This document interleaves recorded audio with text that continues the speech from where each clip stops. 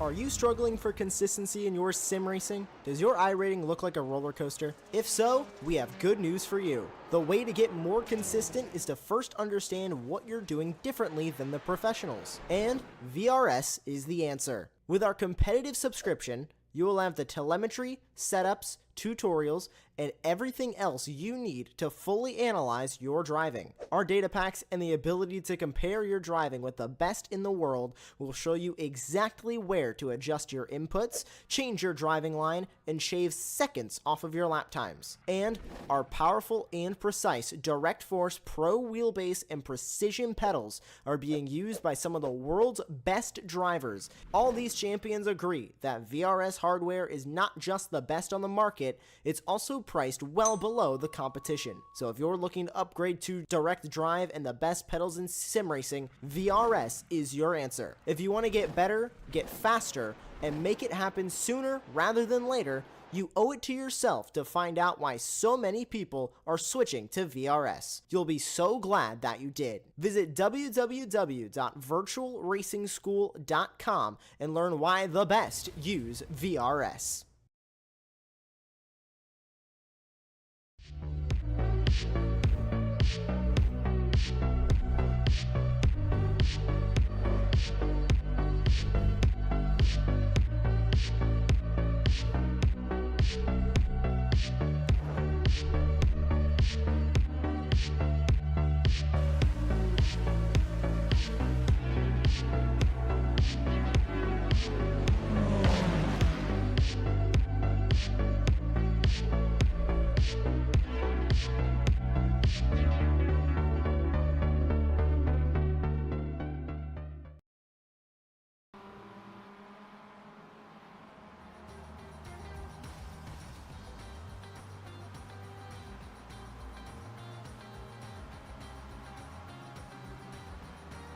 Good evening and welcome to the fourth round of the DRSCCA SUPERLAP Mazda MX-5 Cup. We are at the Virginia International Raceway here and look forward to some splendid action with half an hour worth of racing lined up for you tonight. I am Tom Cairns in the commentary position, substituting for Jeremy Scott this evening. Alongside me is Charles Beauchel, who will analyse the action with me over the course of tonight. We're in the closing minutes of qualifying, just under 5 minutes remaining, and it's the race winner of last week and the race winner of the week before, Ari Reuter, who is at the top of the timing pages, albeit by nearly 2/10 over Lincoln Olsen. Let's bring Charles into the commentary booth and get a word from him as qualifying is reaching its climax before we go racing. Charles, good evening. Hey, good evening, Tom. Yes, looking forward to a good race tonight here at VIR. It's it's a little bit something a little new that we haven't experienced this season. They've had a really good mix of tracks. Obviously, last week at Road America, big draft track. There's a couple of places here you're going to get a little bit of a draft, but this is much more of a technical track than what we've experienced thus far. So looking forward to a really good, challenging race for these drivers tonight. Yeah, and they're using the full course as well. So there's going to be a lot of overtaking opportunities for the drivers. We are very much looking forward to what is going to be happening over the course of half an hour. I mean, it may only be half an hour, but these Mazda MX-5s do put on some of the best racing out of any machine of which iRacing has to offer. We've had a change at the top of the timing pages. Andrew Mowat has gone to the top. Good to see him making that leap forward. And we've got a total of 29 drivers, albeit some of them haven't posted lap times yet, but have made it into the session for tonight. So that's I think that's a rise from 23 of last week at Road America. So an improvement, which is fantastic to see, Charles. Yeah, absolutely. It's we had a couple of nights where we had 30 plus, so it's good to see the group coming back and getting back into the action. Yeah, it's Mowat is had some good pace this season, but really hasn't had the results that you would expect. Ari Ryder has been fantastic in the battle between him and Ryan Goff and a couple of the other drivers last week. Just really showed what these drivers are capable of. So, we're going to get in here. Like I said, this is a little bit different. So this may see some guys with a little more experience in the technical aspects of the MX-5 rise to the top of the board tonight. So it's just looking forward to a really good 30-minute race but we got to get qualifying done and dusted first with Moed still leading. But as you can see, 6 drivers within a second of pole time, and that may pick up a little bit as these now we're getting some drafting here in the qualifying session, so you may see some times pop up on the board that you might not be seeing, they're not used to seeing. The championship so far this season has been to Sebring, Mid-Ohio, and Road America last week. Tonight is at Virginia International Raceway.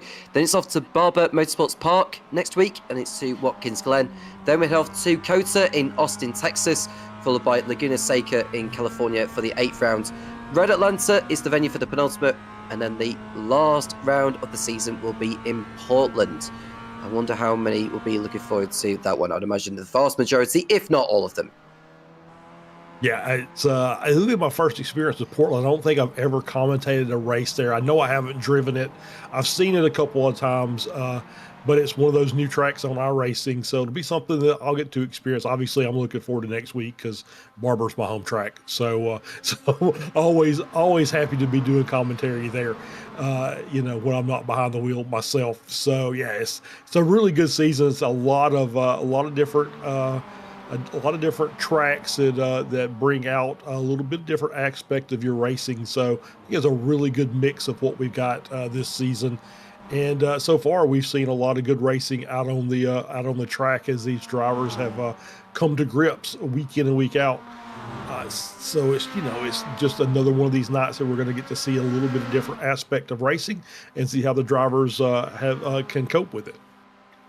Those joining in the live chat, we do welcome you. Particularly Jim Reuter, who is rooting for Ari. I don't know which relation that is to them. I'll let him. I'm gonna say that's Dad because he's got both Alex and Ari in the race tonight. So I think that's that's probably who that is if I had my guess. Yeah, that would be my guess as well.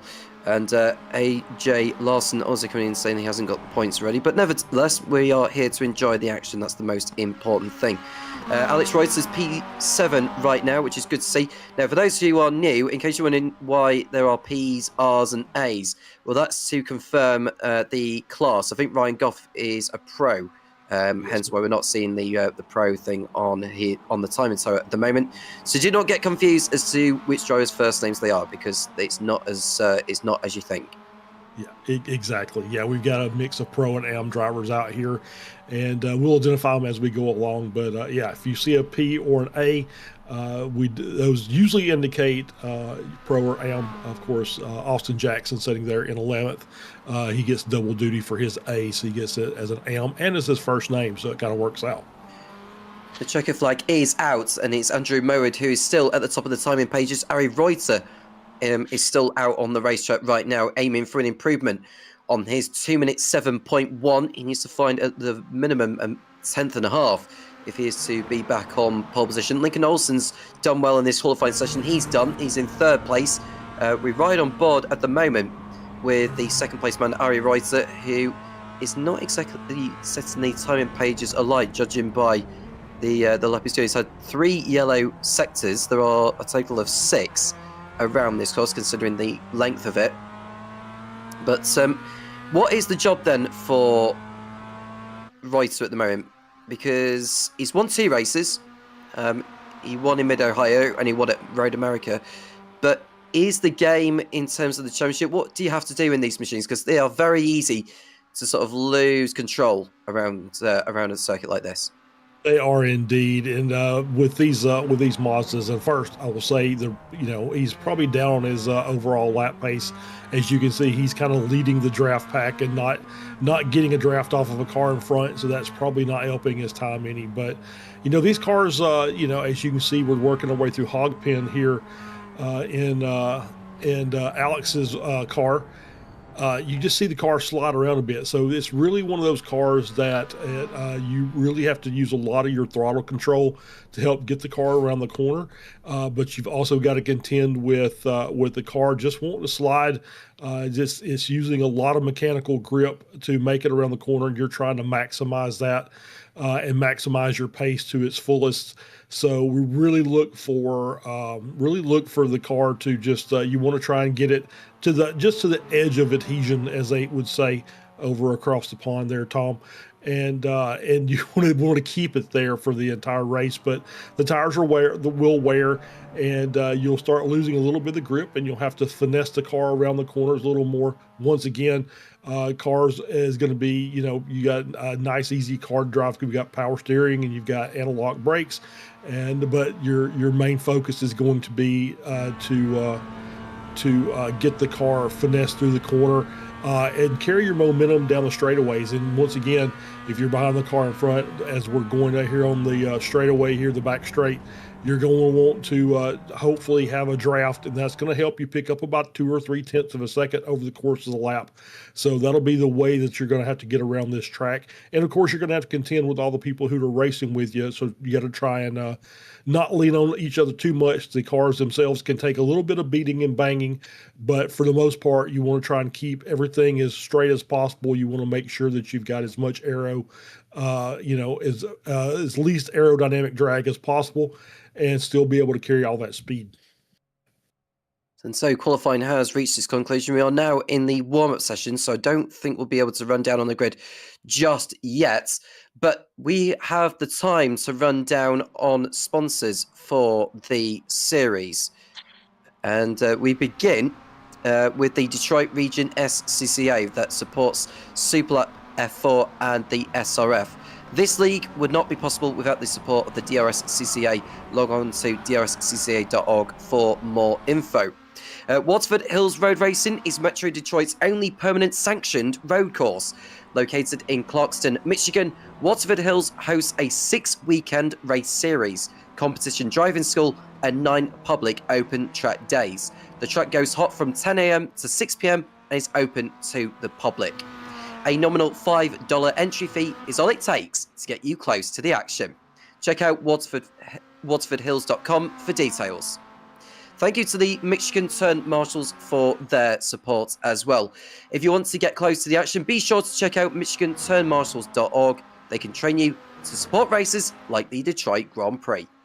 Located on the world-renowned Woodward Avenue in Berkeley, Michigan, SUPERLAP is a sim drive studio, a space to meet and compete. With professional-grade racing simulators, they are a premier racing and drive experience venue. They will help you achieve your motorsport goals with education, practice, and training. Many of your favourite racers use a sim, so why shouldn't you? You can race and practice against an AI roster, go head-to-head with other humans, or both. They also offer league play like the DRSCCA League. Go to superlap.world for details. Yeah, absolutely. We want to thank all the sponsors, Detroit Region SCCA, for getting this league going along with SUPERLAP. Just a great league. A lot of great drivers in the Detroit region of the SCCA, and they're out here plying their wares on a weekly basis. Of course, Waterford Hills and the Michigan Turn Marshals. You need those.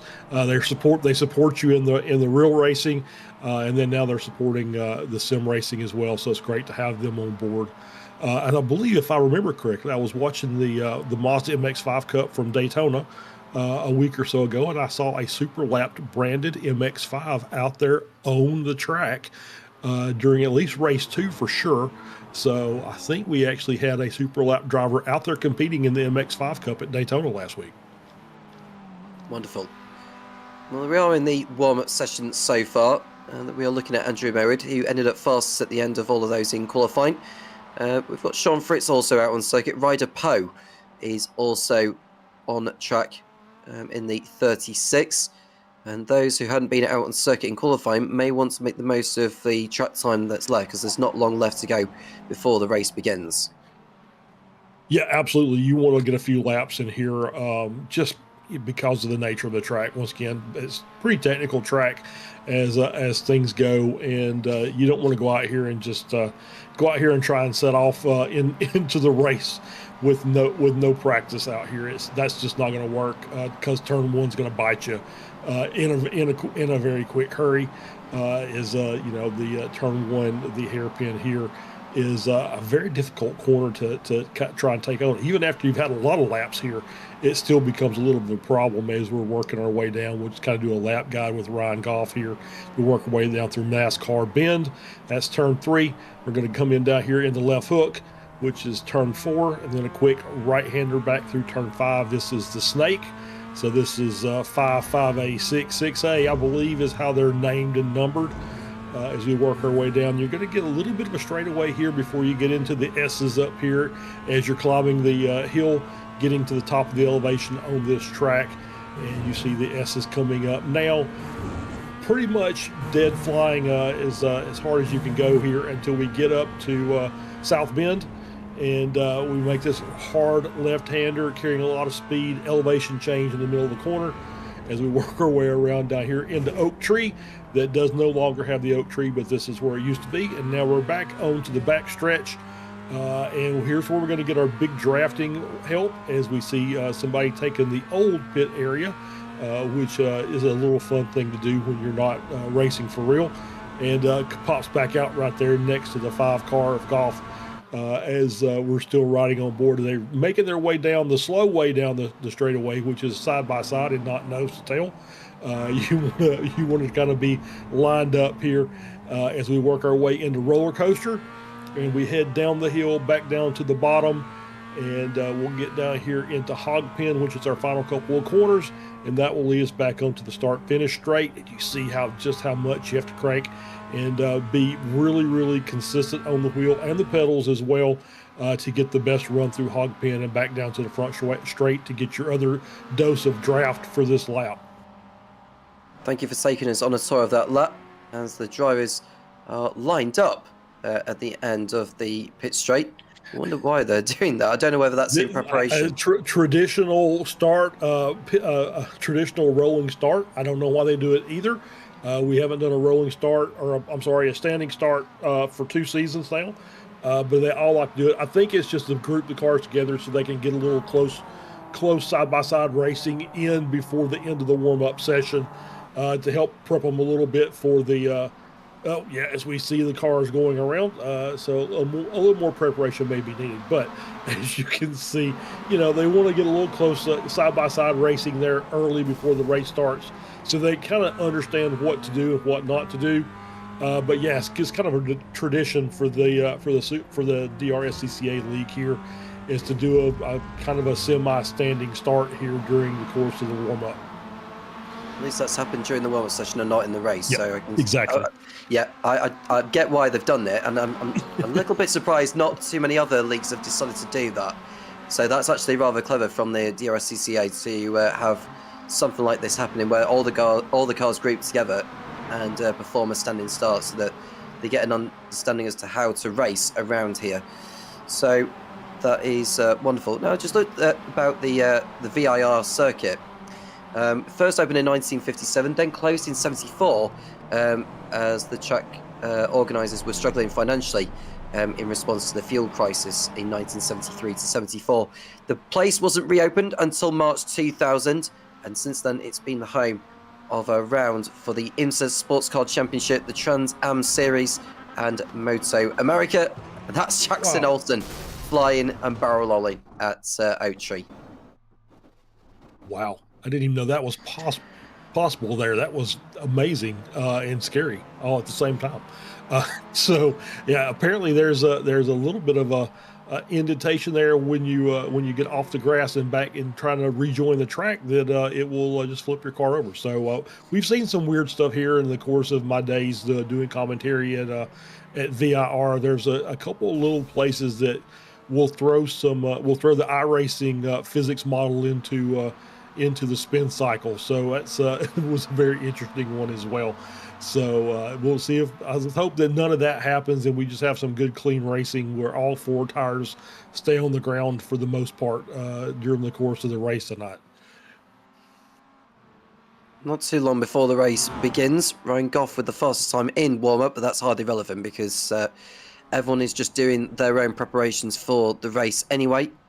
And just to remind you, in case you did miss qualifying, Andrew Merritt set the fastest time ahead of Reuter, who ended up in second position in case you're wondering which rider, it's Ari Reiter, who ended up in second place, I believe. We'll run down on the grid once the warm-up session has reached its conclusion.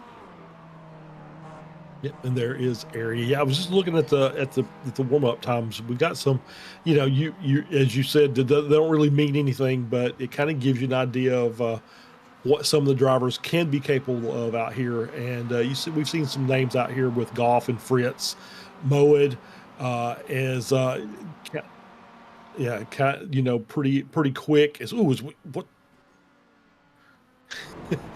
And we've got some driver comment or some race control going on, and but I will say, Ryder Poe up there in P4. Jeremy had mentioned him as being a very young man who is just getting into the sim racing. I don't know what his actual age is, but Jeremy said he's known him since he was a very young child. So we'll see what happens with him. But he's gotten a little better each race. He's kind of moved up the chain.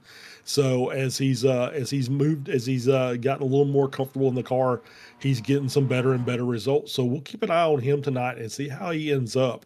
If he's going to be up there competing for a podium, that'll be pretty amazing to see. So it looks like we're done with the warm up, and we'll get us our starting grid going here. And it's Andrew Merritt who will start on pole position ahead of Ari Reiter. Then it's Lincoln Olsen and Ryan Goff on row number 2. Brennan Larter and Chris Murray are on row number 3, followed by Alex Reuter and Sane Cross in 7th and 8th. Hayden Sorka and Ahmed Baydum round out the top 10. There's Austin Jackson and Shay Devereux on row number 6. Mike Schmidt and Richard Shabe on row 7. Then it's Chad Geidel and Corey Gordonier on the 8th row. Abdul Huda and Sean Gaynor on row 9, followed by Rodney Gibson and Ryder Poe round out the top 20. Tom Salmon and Jackson Olsen are on row 11, followed by Drew Leonard and David Grudzinski. On the 12th row, there's Dave Uken and Ruben Gutierrez on the 13th row. Andrew Little and Sean Fritz are on the penultimate row of the grid in 27th and 28th. And on the back row, we have got Matthew Manarino and Alex Larson. So yeah, just judging on our warm up times, we might see some drivers coming from the back to the front during the course of the race. Obviously, it's always a little dangerous if you're a very quick driver starting behind some of the amateurs that are not going to have the pace that you have to be very careful to work your way through. So that'll be something that we'll I'm sure that something will get called out before this race is over. We should see some cars that will struggle a little bit, but I think for the most part, I think we're going to have a really good race tonight as the cars are now on their pace lap, working their way out of turn 1 and in through turn 2, 3.5 miles almost of racetrack to go here. So we've got a couple minutes here before we get going. Gives the drivers some time to think about how to tackle this circuit, considering they'll be on a bigger amount of fuel, or larger amount of fuel in the tanks. One driver who is opting to start from the pit lane by the looks of it is Rodney Gibson. He was meant to be starting 19th on the grid. It looks like he's opting to start from the pit lane, which is not the worst idea to do, considering the size of the field and goodness knows what the first lap could deliver. Yeah, absolutely. And the 006 car of Gibson is one of our SUPERLAP cars. So he's actually in the SUPERLAP studio doing the race tonight. So he doesn't or does not have or just wants to come and race. He may have a rig at home, but he just chooses to come into SUPERLAP. So it's, for those drivers, sometimes it's a little bit of a disadvantage because they don't have the rig at home where they can do a lot of prep work. So all they have is the pre-race practice session, the qualifying session, and the warm-up before the race starts. So, probably not a bad idea if you're not comfortable with the track to go ahead and start from the pits.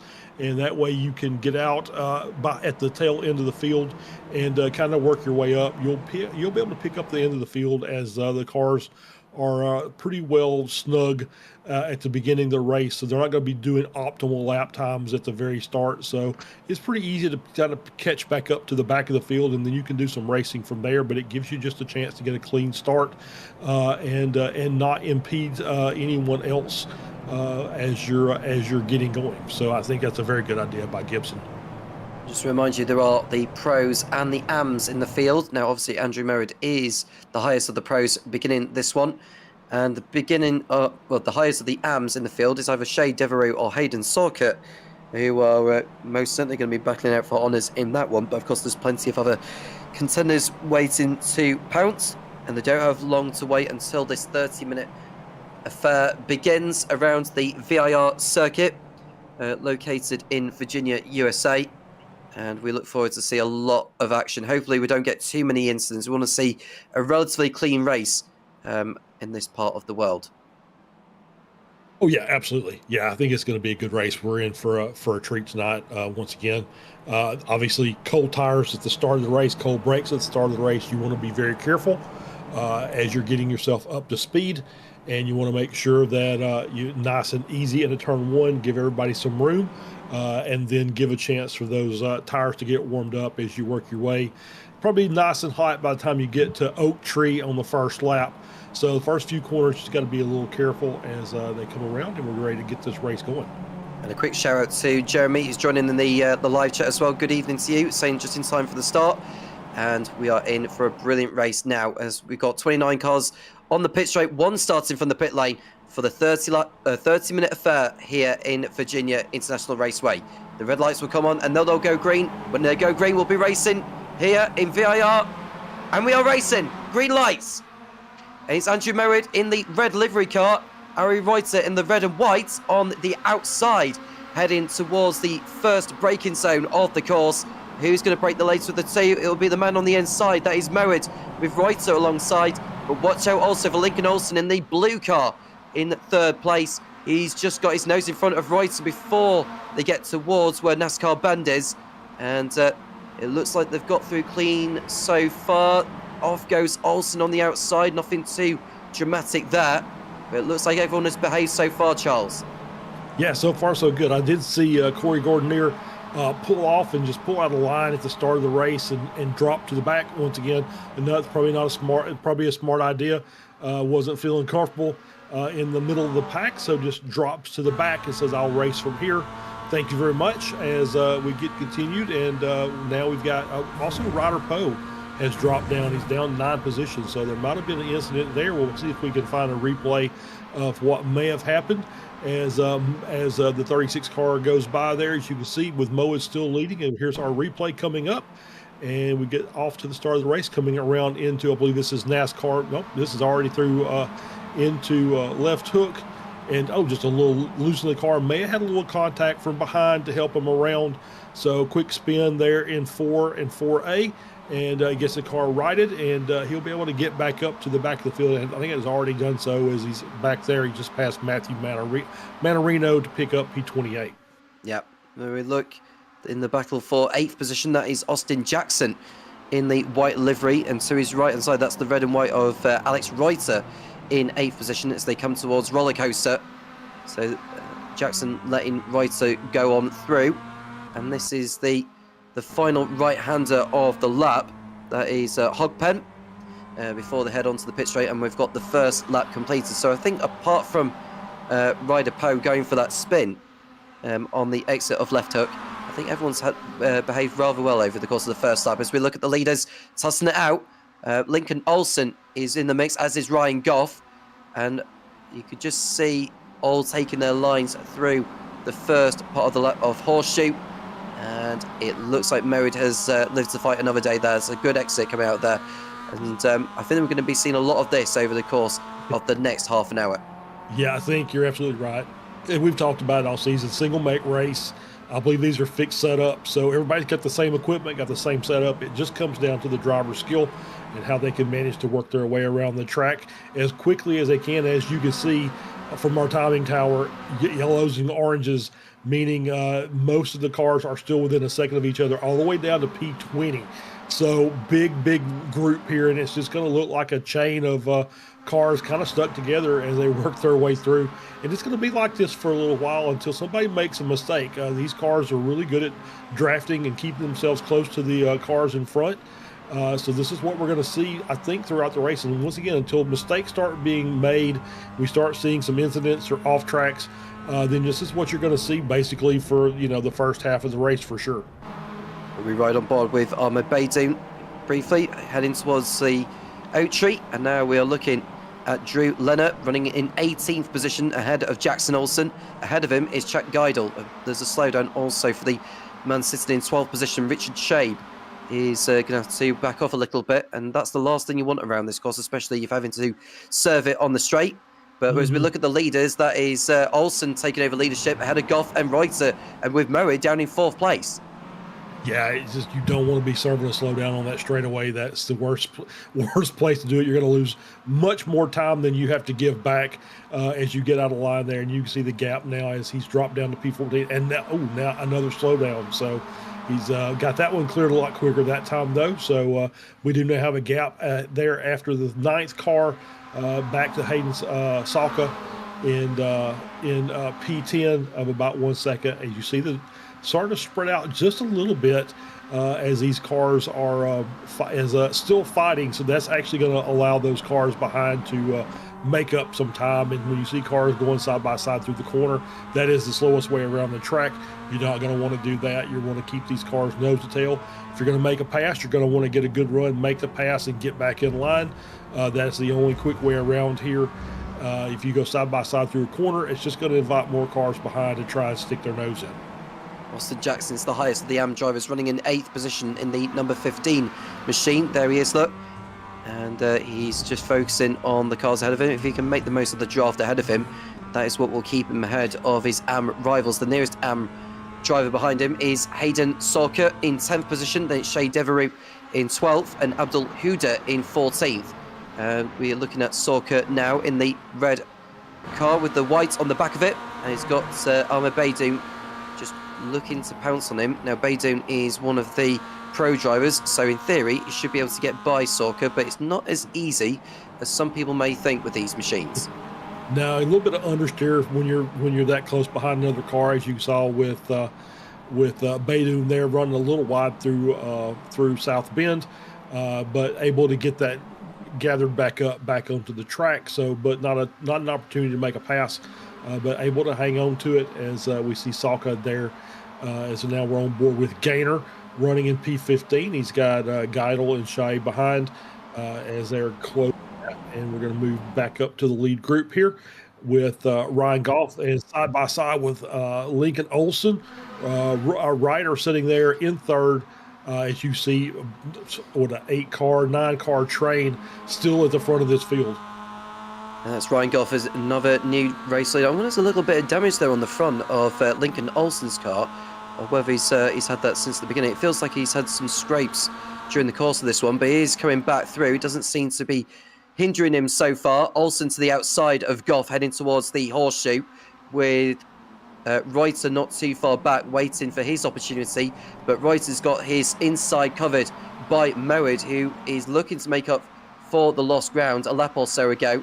But he's having to sit back and look at the field behind that. Any one of these could win today. Yeah, absolutely. Anybody's race, as we saw last week with the pass down the front straight at the checkered flag for Ryder to win over Goff. So yeah, it's just one of those. I think that damage from the front's probably a little bump drafting going on down the back stretch. So the cars will take a little bit of damage up at the nose and a little bit on the rear deck lid, but still not enough that's going to cause any problems. Obviously, once these cars move out side by side, you're going to get people that go with one car versus people that go with the other to try and keep that momentum going. So it's just par for the course here, and that's just part of the racing in the MX-5s. 2 drivers out of the race so far, Matthew Manorino and Rodney Gibson, who did start the race from the pit lane but retired soon after. I think we've lost Alex Larson as well on this lap. He looks like he's got himself caught up in something. We'll come to that in a moment. But you could just see the long train of cars being headed up by Ryan Goff and Lincoln Olsen. And I would probably say Olsen's going to be attacking him at some stage, considering he was less than 10th behind him. And that's the damage on Alex Larson's car. I don't know how he's managed to do that. The front right-hand side is all askew. Yeah, he's definitely got some damage. That's probably going to be from maybe contact with the Armco barrier somewhere on the track. And there we go. Here's our replay. We're going to get a good look here as they're working through. And oh, there we go. So 2 cars into 1, and there's the contact there. And I believe that was NASCAR Ben. So coming out of 2 into 3 and running side by side. I think somebody may have zigged when they should have zagged. And you saw the contact there, and that was that's I would say pretty terminal from Alex Larson's part. So he'll have to go back in and get that car services in the pits now, along with Gutierrez and Manarino. So we'll see if he comes back out. As long as he drove it back, I think the rule is you can get back out on the track. However, if you tow, that's the end of your race for the night. Lincoln Olsen fighting it with Ryan Goff for the lead. We're right on board with Ari Reuter's car coming out of left hook, and it's through the winding slalom bends towards Oak Tree. And you can just see there's a little bit of a gap beginning to appear between Olsen and Reuter, but I'm sure that gap will reduce more and more and more once Olsen and Goff start fighting it out again. And it looks like Ruben Gutierrez is also retired from the race, so that takes the number of retirements to 4 from the 30 that have started. But let's see if Olsen can fight his way back on Goff for the lead. Goff will want to make up for the disappointment of the last race, where he ran wide on the exit of the last corner, the last lap, whilst he was in the lead, which allowed the momentum of Ari Reuter to sneak past him before the line to take the win. Yeah, so Ryder picked up about 2/10 going down the front section there between Snake and the S's. Even though it's not straight, it was still pretty much flat out. So he was able to get a nice draft, and now that gap is now nothing. He's already back to the tail of these 2 cars up front. And as they go through side by side down through roller coaster, it's going to bring a few more of those cars up as this front pack is tightening up even more. Where you've got the gap basically 8 cars deep, up less than 2 seconds between P1 and P8. So you can just see how the draft affects these cars, especially down those long straightaways. Yep, that is the top 9 all line astir. Goff looks to the outside on Olsen again after Olsen got by him, but the battle continues to rage on. It feels like a game of chess at the moment. There's a long way to go. Yeah, it's like you don't want to be at the head of the queue because you're giving the draft to the drivers behind who are just waiting for that opportunity. There's Olsen moving back up into the lead there with Goff, and then Moed, and now Ryder has now moved down to P4 as Moed has gotten through. A little off there by Goff, just a little bit off the track, a little bit off track for that, but just slowed him down just slightly. So obviously you still see this as these cars are still pretty much nose to tail here at the front of the group. And we're just clicking off the laps at this point. It's just one of those where you're seeing a little bit of side by side, a little bit of passing here and there, but I think pretty calm for the most part here in the first half of the race. As we get closer to the end, the passes will be a little more frantic, a little more desperate, trying to get as many positions as you can before the end of the race, and we'll see if they're all done cleanly or not. Only time will tell here as we're only 12 minutes in. Austin Jackson is still the leader of the AM drivers as he exits out of Oak Tree, just in front of Alex Reuter. He was running in 9th position overall. Olsen and Goff continue to swap places further up the road. You can just see how small the gap ever so is between the pair of them, and it's because they're going side by side towards roller coaster are Goff and Olsen. Goff is ahead now, and he'll lead at the end of this lap, but will he lead by the end of this one? We shall see. There are no pit stops involved in this series. It's a straightforward sprint to the end, and we do apologise for the thing with the liveries, though. I don't know what's going on with that, but it doesn't stop us from identifying which driver is which. Oh, absolutely not. No, something's going on there. That's, we'll see if we can get that corrected. If not, we'll have it ready for the next race next week as we still get the battle up front. Starting to see a little bit of a break there as you got some cars in the end of this train starting to battle a little bit more across Jackson, Ryder, the Alex version Ryder of sitting there in P9 as you see the gap now 5.5 seconds between P9 and Devereaux in 10th. So this front group is really kind of checked out. They've been pretty consistent as far as their pace. They haven't done, like I said, a lot of battling, and it's allowed them to just kind of get that nice 5.5 second gap or so back to P10 and Devereaux, who's got Smith and Salka along for the ride there in that second group. And then a little bit further back is Baydoun, kind of by himself, trying to catch the edge of that, or the end of that 3-car train. And then another 2.5 seconds back to Gaynor, who's got essentially 4 or 5 cars behind him as well. So they're out of the big pack and now into little smaller groups, but still a very, very healthy front pack here with 9 cars up at the front of the field, still doing battle. Approaching the halfway point in the race now, and Alex Reuter's got by Austin Jackson for 8th position at the Oak Tree. But now he's going to want to go after his pro rivals. Lincoln Olsen attacking Ryan Goff on the straightaway before Roller Coaster. Now, is he going to be heading on by before the lap is out? Well, he's looking to the inside, actually, to begin with. But the track will then turn right through Roller Coaster eventually. Hence why Goff is able to use that to his advantage to move back in front. But out of the hog pen they come. And it'll be Goff still in the lead.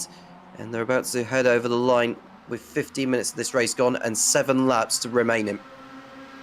Yeah, nice little move by Goff there. Went to clear Olsen. Did a little power slide there coming through Roller Coaster. And just did a great job with it. Very, very nice car control there to get that car back out front. As we still see a little bit of battle. Now we're 2 wide almost all the way through this group. That as best we can do there. So as you can see, the racing now at the halfway point of the race is starting to pick up a little bit as these cars are starting to get a little more aggressive, and that just is going to turn up lap after lap until we get to the end here. And so we're already looking pretty racy here at the halfway point.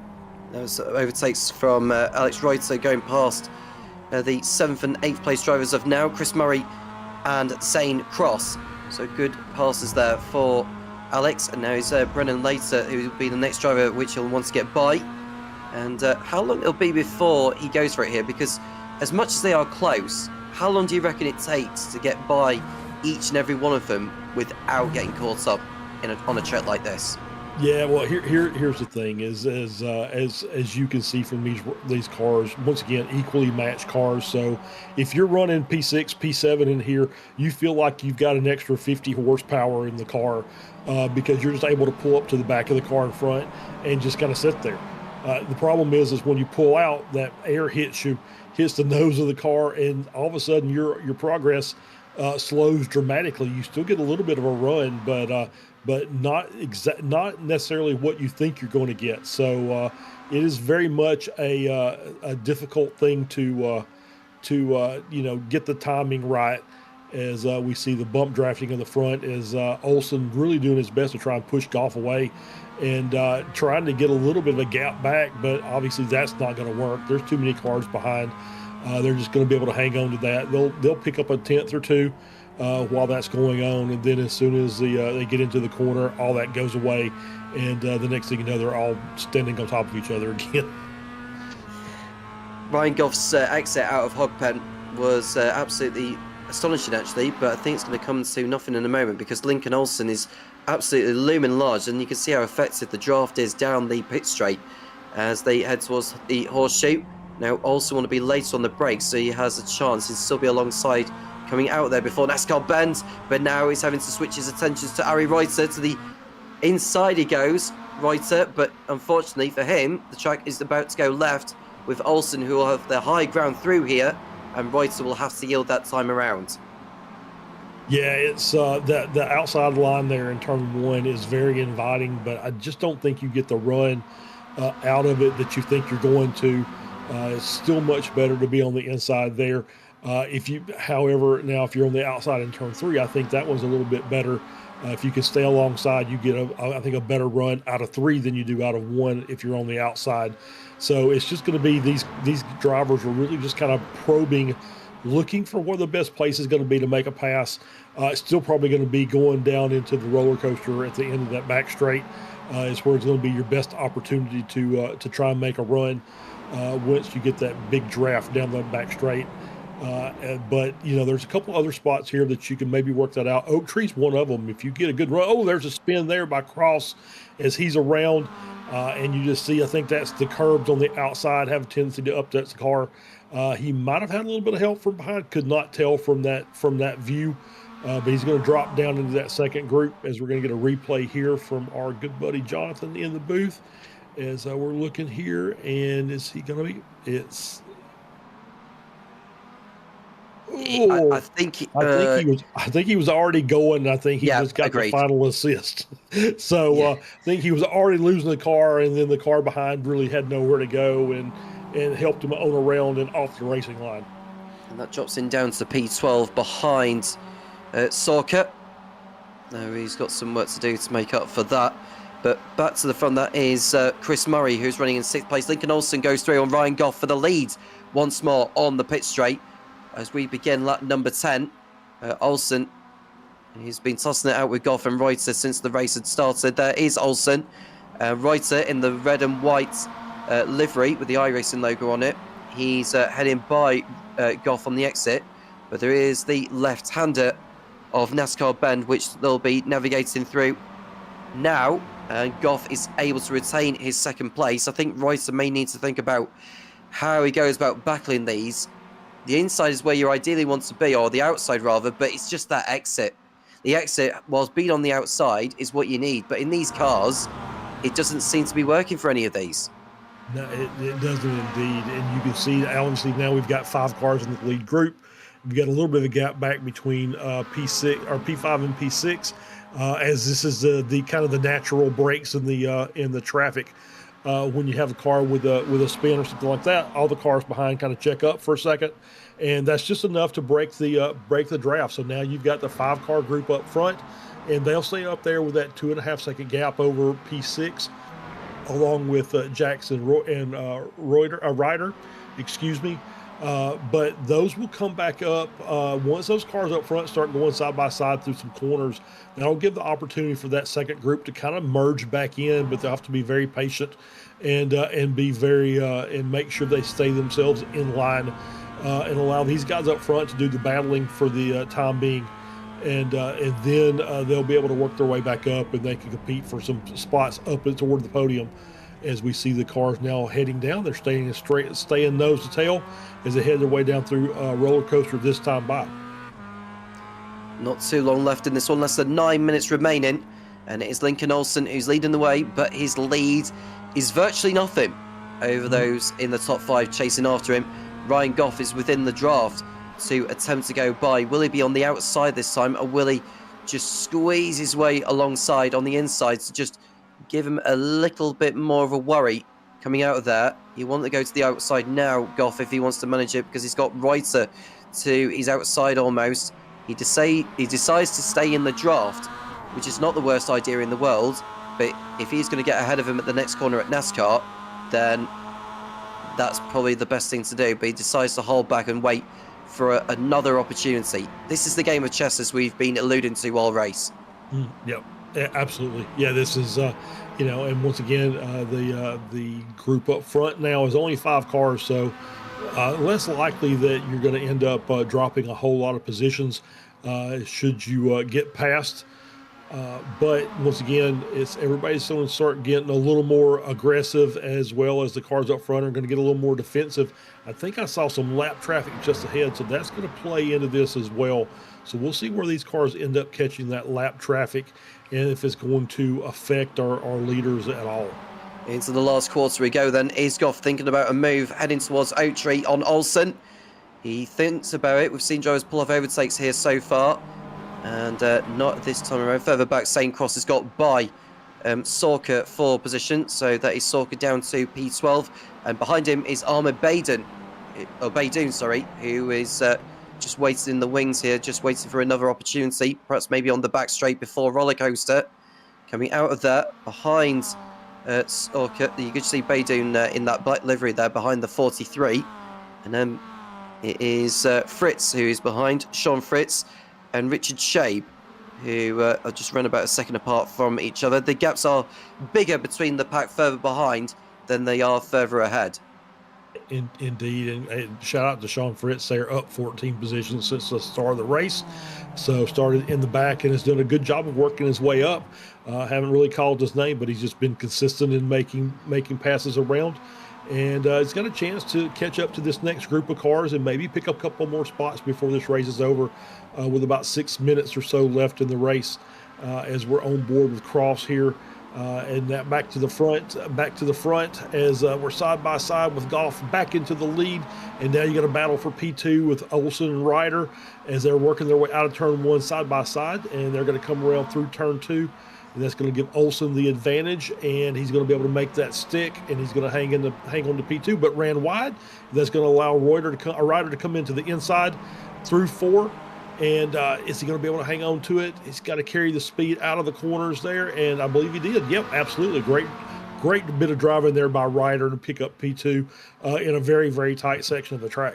Yep, I think Olsen wanted to fight back with Goff, but from the moment he had that tap on the exit of Horseshoe with Reuter, he knew he couldn't do anything about Goff, and he had to yield. And the line that Olsen took at the next one at NASCAR, saw him go wide and cost himself the position to Reuter. But that could be irrelevant in a moment because the 3 are absolutely nose to tail, and anyone could win this. Olsen goes to the inside of Reuter at Oak Tree on the curb. Surely he must have him through here, and he does so. Olsen back into second place. Wow, great move by Olsen there. That's it's kind of the other spot as you get into that double apex, double right-hander there at Oak Tree, and just took the inside line and made it stick. Great run, but now he's got Ryder right behind him on the tail of the car, and let's see if he's going to make a pass or he's just going to give him a push and try and get him a little bit closer to Goff. There are the brake lights you can see, so that's the indication for Reuter to just back off a little bit and let Olsen and Goff just toss it out again. Now Olsen is going to have the benefit of the draft coming out of the hog pen, and we've only got 2 more laps to go at the end of this one. They have been setting lap times around about 2:07s and 2:08s, so it will be 1 and 1 more for these.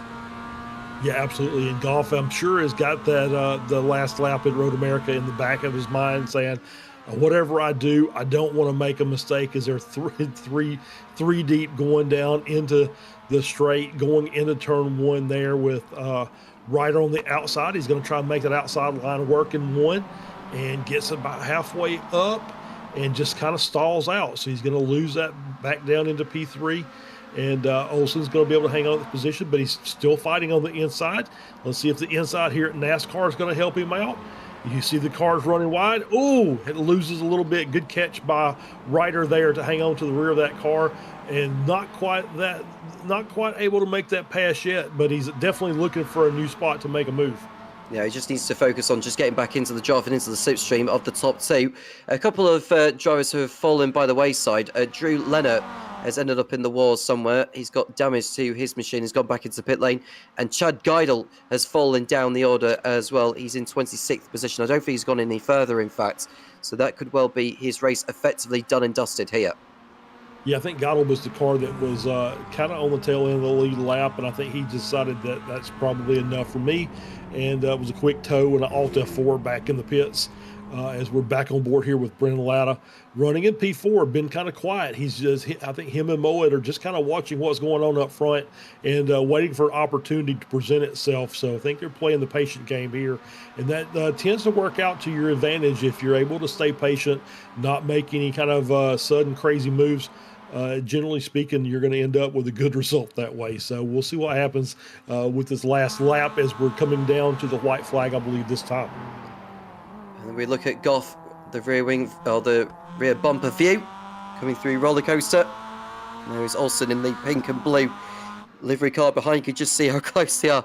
And we cut away back to the usual broadcast image of there is Goff leading Olsen, Reuter later, and Mowed over the line to begin the last lap.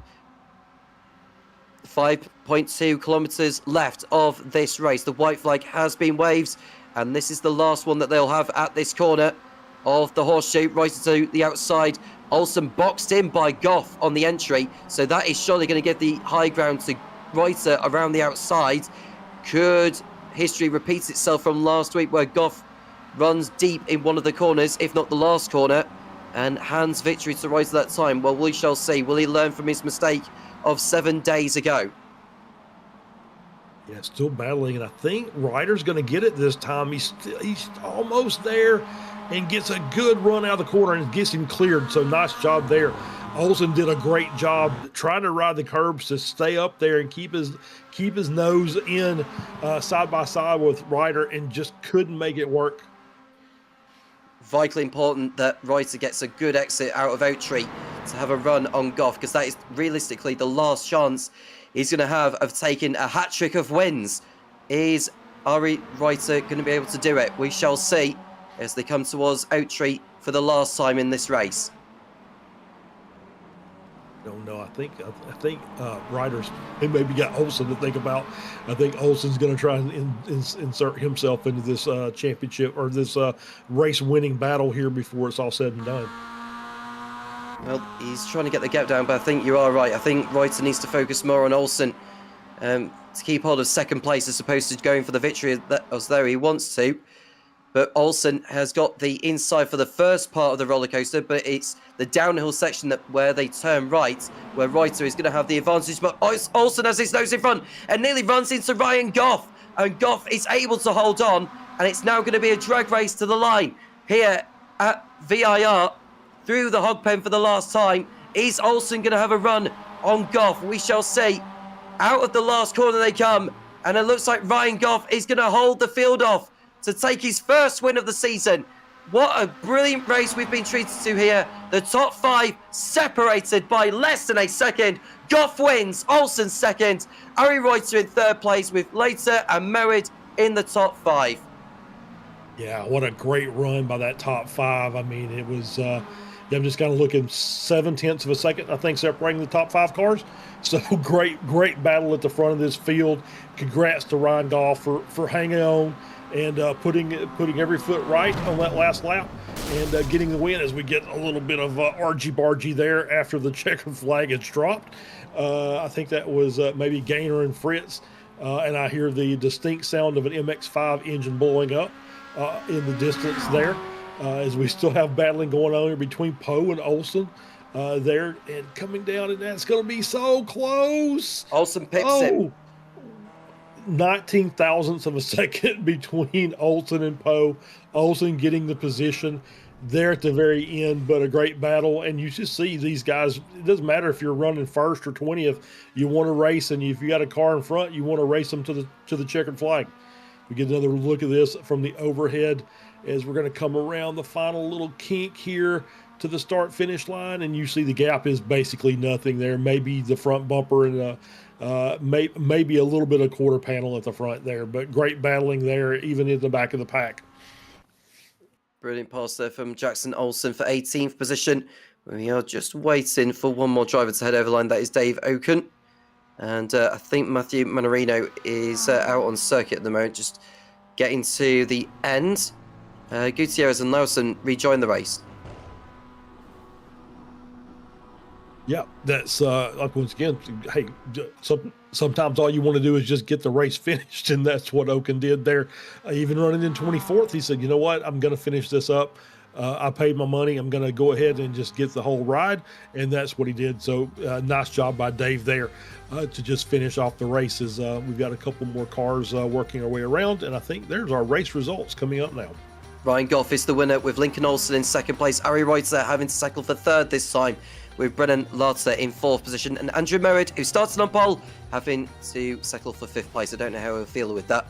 Chris Murray sixth. Austin Jackson is the winner in the AMS in seventh place. Well done to him. Alex Reuter eighth. Zane Cross ninth, and Shay Devereux in the top 10. Hayden Sorka and Ahmed Baidoun in 11th and 12th. Then we've got Richard Shabe in 13th. Mike Smith 14th. Had a Sean Gaynor and Sean Fritz. Andrew Little in 17th place. Jackson Olsen Pippin. Ryder Poe to the line for 18th place. Ryder Poe 19th. Then it's Corey Godinier in 20th place. Ahead of Abdul Huda and Tom Salmon. David Grudzinski in 23rd place with Dave Oken in 24th, and the last driver on the lead lap. We lost Drew Leonard, Chad Geidel, Ruben Gutierrez and Eric Slauson rejoined the race, albeit 4 laps down. Matthew Manorino also made it to the end, but Rodney Gibson stopped after, he only did 1 lap in that. Yep. So yeah, great battles once again all the way around, and we do have a couple of drivers in our interview waiting area. So Tom, we'll let give you the benefit of having your pick. Ooh, that's a good question, actually. We'd normally speak to the pro winner and the AM winner. So ideally, I would want to be speaking to Ryan Goff and Austin Jackson, but they're not in the interview room at the moment. But let's have Ryan is in the interview room, so we'll get a word with him now.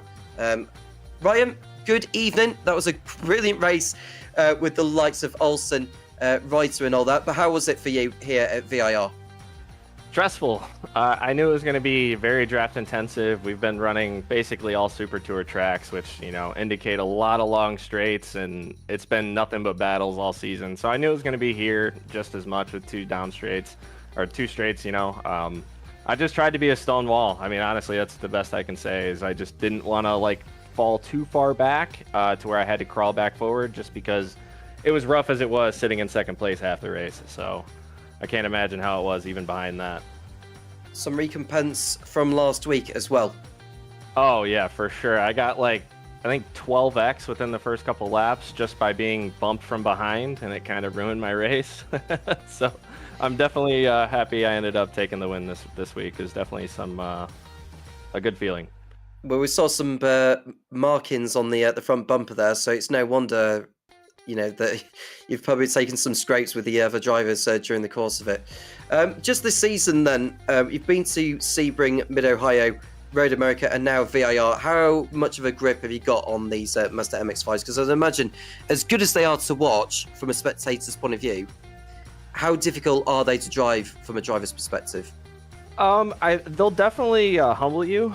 But the good thing is a lot of people in the DRSCCA, we all do track and race Miatas in real life. So it definitely translates pretty well. I think the only thing that we all have a nitpick about is the cold tire model. It's just very unrealistic. Otherwise, a Miata's a Miata to us. And I think that's why a lot of us just kind of flow very well together. And there's a lot of good battling up front, especially in these. Keeps the pack close, especially when a lot of us drive them, in real life. Are we expecting more of it next week at Barber Motorsports Park? Barber should be a little more technical. I think it's going to be a lot more of an interesting race, not so much just worried about the draft and the pack. I think it's going to be a lot more driver efficiency. Anyone on the shout out to Ryan before we let you go? No, I appreciate it, Tom. Thanks, Tom, Charles, and John, right? Yeah. That's it. All right, thanks, guys. Thank you very much, Ryan, and best of luck next week. All right, thank you. That was Ryan Goff, the winner in the pros. And let's have a word, actually, with Lincoln Olsen, who finished in second position here at VIR. Lincoln, good evening. Hey, how are you guys? Not too bad, thank you. How was that for you? Oh, unbelievable. I was just trying to keep it clean in that one. Was able to get a one incident point, so I'll get an extra point.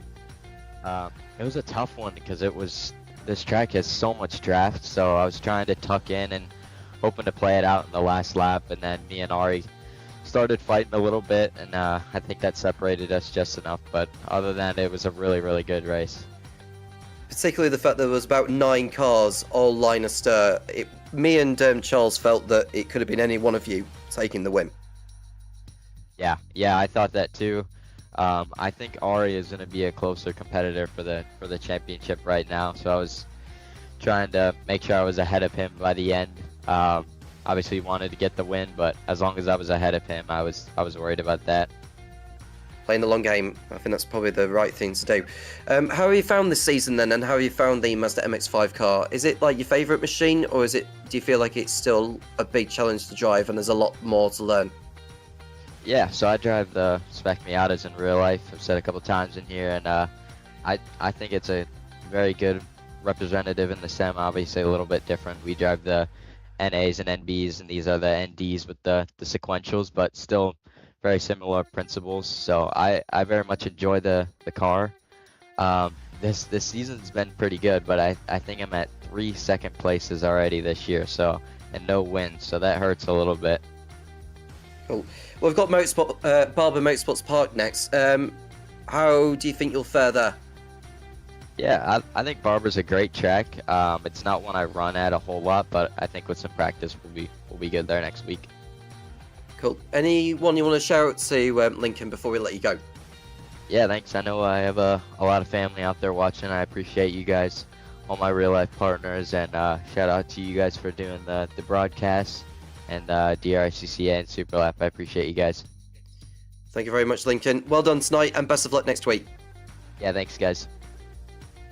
Lincoln Olsen finishing in second place. Let's have a word with Ari Reuter, who's been waiting patiently to get his word on how he's been getting on tonight.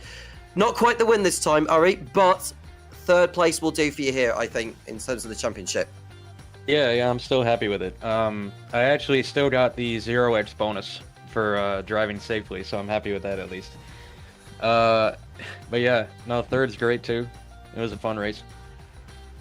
Better than the previous tracks? Better, in terms of driving around VIR with these machines, how have you found the MX-5? So, at VIR specifically, it gets a little squirrely under braking. I was actually kind of perplexed that we can't adjust the brake bias. I don't know if that's accurate to the real-life cars, but I kind of wanted to give it some more front, because the rear end really likes to move around on you, especially going up into a roller coaster. But yeah, VIR is always a great track. It's one of my favorites. So, yeah, always a great time driving it. And in terms of, we've mentioned about this season with the 2 wins as well. Barber Motorsports Park is next. Is that going to be a bigger challenge for you? Because it feels to me like for some of the drivers, it could have been a better one for them compared to here. Yeah, I've actually never driven Barber before. So yeah, that'll be a learning experience for me. Is it brutal, or what am I in for? Very, very tight technical track. A couple issues you're going to look out. The hairpin is going to be something you'll have to get used to, as well as what they call the corkscrew, but I call the museum chicane down on the bottom end. But for the most part, it's just a little tight and twisty motorcycle track. So it'll be something you'll have to get your head wrapped around. Yeah, I guess I'll probably buy it and get some practice laps in this week before everything goes down. Anyone who want to shout out to Ari before we let you go? Yeah, just the usual suspects. My real life sponsors, C-Tech Performance and Summit Landscaping, and then everyone who keeps me going in real life, like my family and everyone who keeps me supported. And then thanks to you guys for putting on the broadcast, and for the DRSCCA for keeping the lead running, everyone who puts in hours to keep us racing. So, yeah. Wonderful. Ari, it's been a good performance again tonight. Good for the championship, and we'll see you next week at Barber. Yep, see you guys. That was Ari Reuter finishing in third place. And Charles, just before we mention, before we run down on like sponsors and all that, just a shout out to Austin Jackson, who's not in the waiting room at the moment, but he won out in the AMS. So very well done to him. But in terms of what we saw this evening, Charles, how have you found it? Yeah, I'll reiterate what you just said and reinforce it. Austin, great run. Finished 7th, was up in that lead group for just about the entire race until we had the incident with Cross, and that put him back in that second pack, but able to lead that second pack around and get a P7, a top 10 for the AMS is a great job. And yeah, great race overall. Obviously, when you have the top 5 in with 0.7 of a second at the end, that makes for some good racing, and that's what you expect from the mods. Is the MX-5s just race closely. It just doesn't matter where we go. So yeah, looking forward to next week, obviously with my home track, and so we'll look to see how these drivers get on with Barber Motorsports Park. And I've enjoyed it very much as well. And considering it's my first time commentating on this particular series, it's been wonderful to watch. And these Mazdas really do put on a good show for the spectators who are watching and for us in the commentary position.